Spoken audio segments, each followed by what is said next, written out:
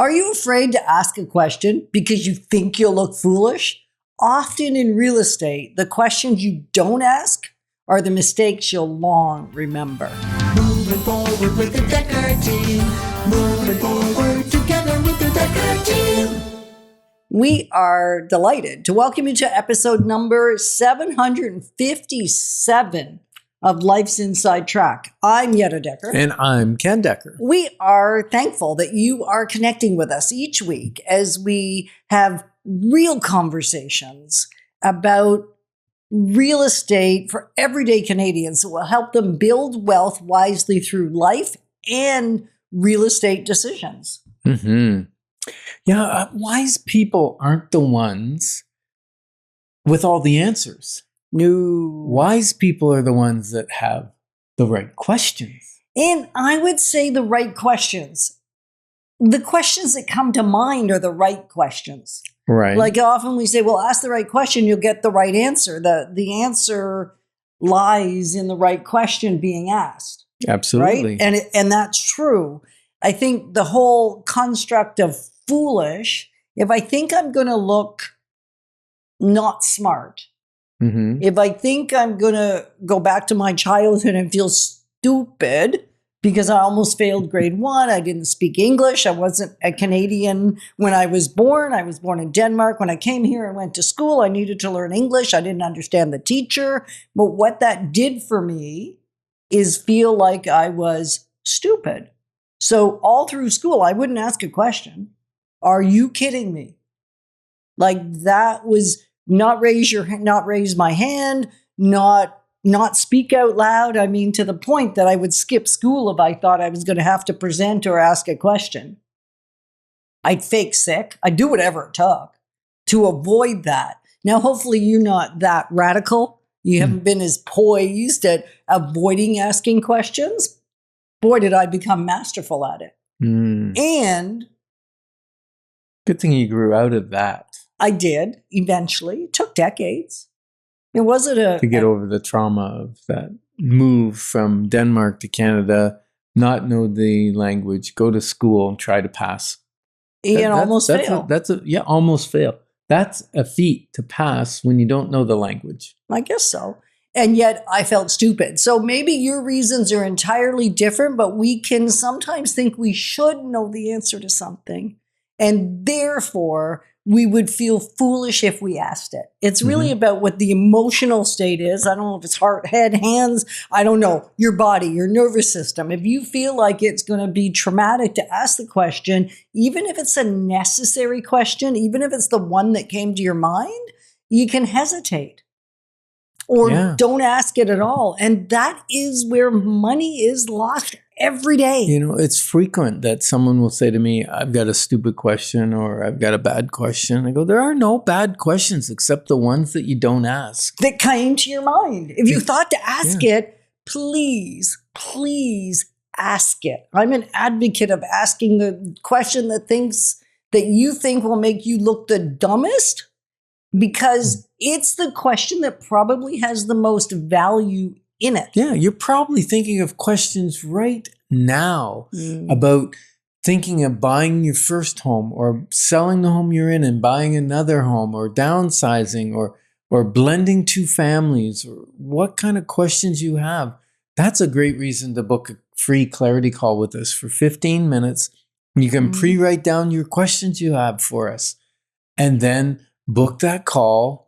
It's free. Just go on dekkerteam.com, DEKKERTEAM.com, and book your 15 minutes. It'll be maybe one of the best 15 minutes you've spent in a long time, because you'll get hopefully some answers to your questions. And if we can't answer your questions, we'll probably point you in the direction of somebody that can.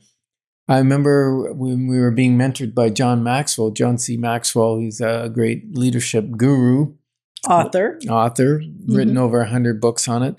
One of the books he was writing was on asking good questions or great questions. And he was looking for a title for it. And I suggested Great Leaders Ask Great Questions. And he took it to his publicist because he loved it. And the publicist said, no, the problem with that is people won't think they're great leaders, so they won't think the book's for them. But if you change it to good leaders ask great questions, then, and that's what the title of the book was. So I helped to assist on the title. But you think so? All this to say, people who are prudent, who are stewards of their finances and want to make wise decisions, they ask great questions. And we just gave you an opportunity to ask your great questions. Well, and when he says a great question, every question, if it's thought through, for sure is a great question. And if it keeps coming to mind, even if it sounds like a silly question or an unnecessary question or a I ought to know this already question or I can't believe I don't know this already question, that's actually a phenomenal question. Because if it rotates in your brain for whatever reason, I think it needs to be asked. What are some of the great questions that buyers are silently, or sellers are silently asking, but not asking out loud? Well, I think they ask out loud, can I afford this? Right. And yet they don't necessarily go to the right source. So I think I'm going to just throw a little caveat in here. Not only is it asking the right questions, which is the question that comes to mind, it's asking it of the right person. That's why Ken said, if you call and do a clarity call and you ask a question that's not in our sweet spot to answer, wheelhouse, we will help you, guide you to the right person to answer that question for you. Yeah. Some of the questions that came to your mind? Buyers are asking, am I overpaying? And sellers are asking, am I listing too high? Or am I leaving money on the table? Am I taking too little? Am I asking too little? And what if I regret it? Like, this is a big decision. Like you said, it's one of the biggest financial decisions we make. And what if I regret it later? What am I going to do? That's going on. Absolutely. Another one is, should I buy before I sell, or should I sell and then buy? What's the ramifications of both? And what can I do in my personal financial situation? And maybe another one is, what don't I ask because I don't know to ask it? Where do I get those questions? Like, that's the stuff that concerned us when we bought in Mexico. I said to the realtor, what should I be asking you that I probably don't know to ask you? Even if I have almost 40 years of real estate experience in Canada, I haven't bought any foreign properties. And it didn't go so well, but that's another... That's a bunch of other shows that we have already done. And, is this God's timing? That's a great question. We can't answer that, but God can answer that. And so we won't step in where we're not confident in our answer. Right. Or we'll send you to the right person. So questions. We, Ken and Yetta, didn't ask a lot of questions when we were younger, especially when it comes to finances. And not only because I thought if I had to ask a question, it meant I was stupid, which really was I was embarrassed to ask questions. I was embarrassed. You were embarrassed. Well, I thought I was stupid and you thought you were so smart. Yeah. I mean, we were a bad pair. Bad pair. So Ken thought he knew all the answers. And his confidence is very riveting.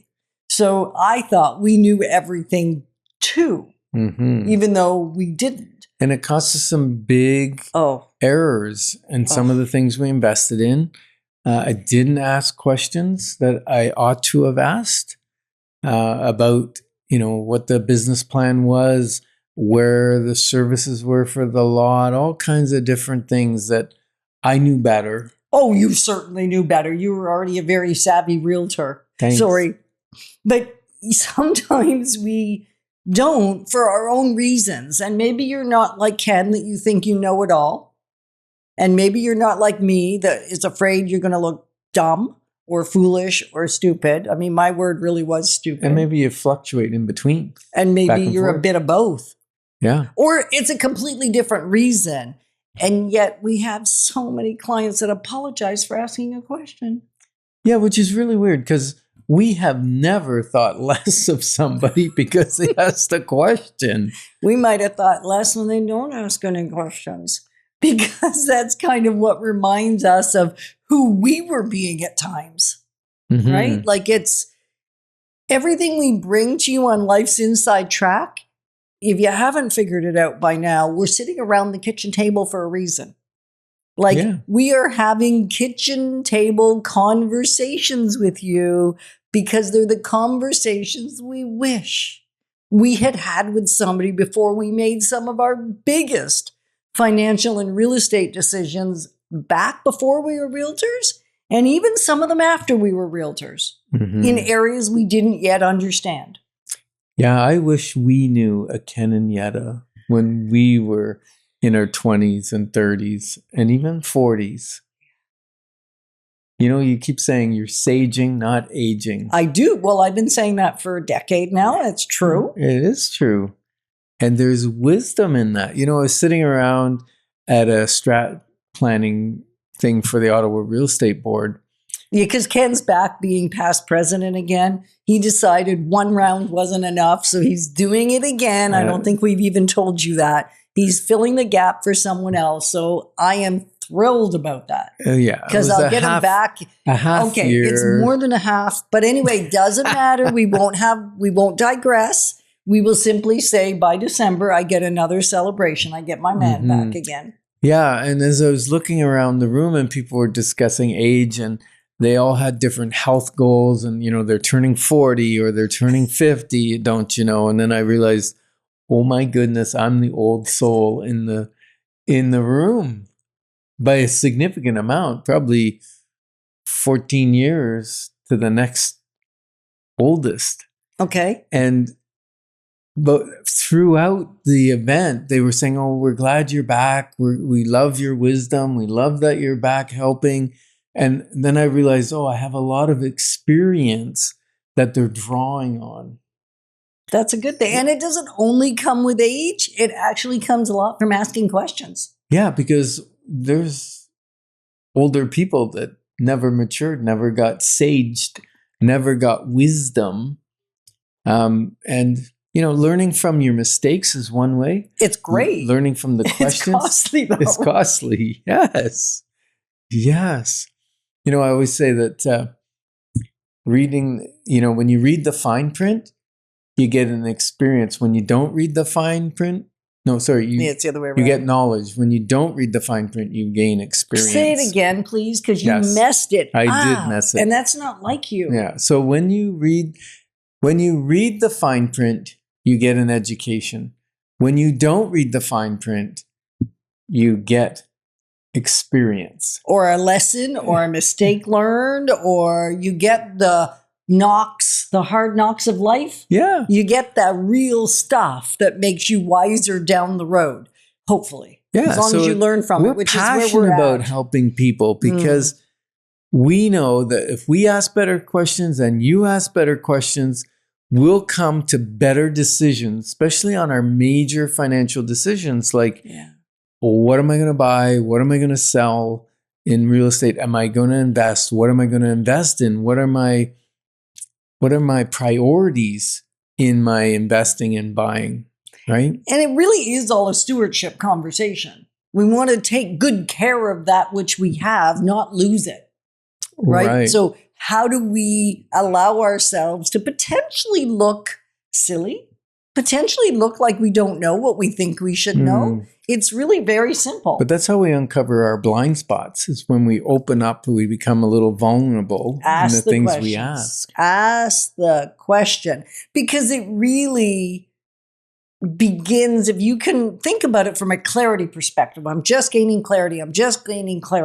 That flows out of curiosity, not judging thyself for not knowing something. Yeah, life feels lighter when we navigate it with others. Thanks for joining us on Life's Inside Track. And remember, when we move forward together, we've got this. Moving forward with the Dekker team. Moving forward together with the Dekker team.